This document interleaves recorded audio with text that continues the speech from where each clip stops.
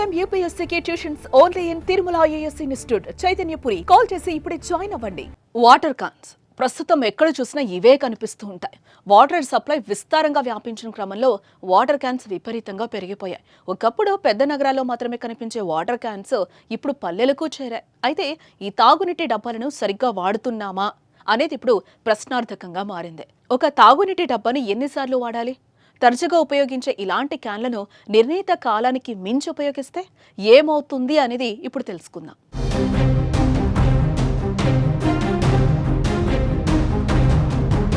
ఒకప్పుడు నీరు తాగేందుకు ఇత్తడి రాగి బిందెలు వాడేవాళ్ళం. మరి కొంతమంది స్టీల్ బిందెలను ఉపయోగించేవారు. కానీ మారుతున్న కాలానికి అనుగుణంగా తలెత్తిన నీటి సమస్య కారణంగా ప్రకృతిలో లభించే నీరు ప్రస్తుతం వ్యాపారంగా మారిపోయింది.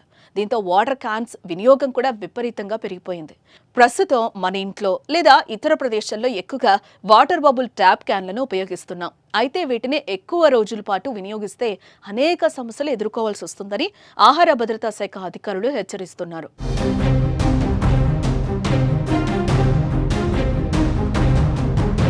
ఇటీవలే కొన్ని రాష్ట్రాల్లో ఆహార భద్రతా శాఖ అధికారులు నిర్వహించిన శిక్షణా కార్యక్రమంలో కొన్ని మార్గదర్శకాలను జారీ చేశారు. వాటర్ క్యాన్లను 50 సార్లకు మించి వాడకూడదని, మురికి గీరుకుపోయినట్లుగా ఉన్న తాగునీటి క్యాన్లను ప్రజలకు పంపిణీ చేయకూడదంటూ హెచ్చరించింది. ఇక ఎండలో ఉంచిన తాగునీటి డబ్బాలను సైతం సరఫరా చేయకూడదని, క్యాన్లలోని తాగునీరు కూడా ఖచ్చితంగా నాణ్యంగా ఉండేలా చూసుకోవాలంటూ సూచనలు చేస్తుంది.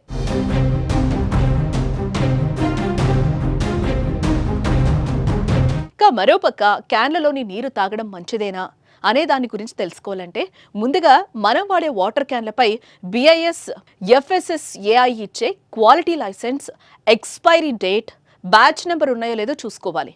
కొన్ని బాటిళ్లకు మినహాయించి చాలా వరకు క్యాన్లకు ఇలాంటి వివరాలు ఉండవు. నీళ్లలోని అనవసరపు వ్యర్థాలు, మూలకాలను బయటకు పంపడానికి 5 నుంచి 6 వడపోత పద్ధతులు ఉంటాయి. అల్ట్రావయోలెట్ కిరణాలను ఉపయోగించి నీళ్లలోని హానికరమైన సూక్ష్మజీవులను తొలగించడానికి UV వడపోత పద్ధతిని వాడతారు. నీళ్లలోని ఖనిజాలు, ఉప్పు, ఇతర మలినాలను తొలగించే పద్ధతి RO అని పిలుస్తారు. అలాగే మైక్రాన్ ఫిల్టర్లను కూడా వాడతారు. అయితే క్యాన్ల ద్వారా పంపిణీ అయ్యే నీళ్లను ఒకసారి మాత్రమే ఫిల్టర్ చేస్తారు. నీళ్లను ఎలా ఫిల్టర్ చేస్తారో వినియోగదారులు తెలుసుకోవాలి.